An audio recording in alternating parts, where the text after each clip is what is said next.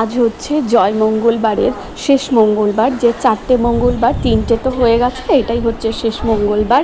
তো আমি পুজো করতে গেছি।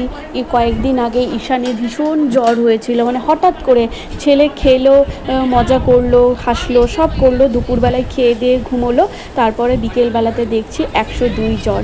জানি না হঠাৎ করে জ্বরটা হয়তো ঠান্ডা লেগে গেছে, ওয়েদার চেঞ্জ, ডাক্তার বললেন তো ওয়েদার চেঞ্জের জন্য এরকম হয়েছে। তো তার সাথে একটুখানি পটিরও প্রবলেম হয়েছে, যেহেতু ওর দাঁত বেরোচ্ছে এখন, তো সে কারণে তার জন্যই আমি কয়েকদিন ভিডিও দিতে পারিনি। অনেকে আমাকে বলছে যে তুই দিসনি ভিডিও, হয়তো দেখবে না, এনগেজমেন্ট বাড়বে না। সে আমার বাড়ুক না বাড়ুক তাতে কোনো প্রবলেম নেই আমার।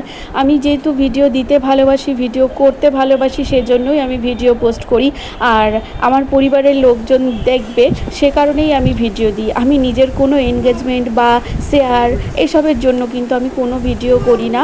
আর আজকে দেখো আমার ছেলেকে, একদম খুশি, একদম সুস্থ আছে, খুব ভালো আছে। আশীর্বাদ করো ঈশান যেন খুব ভালো থাকে, সুস্থ থাকে।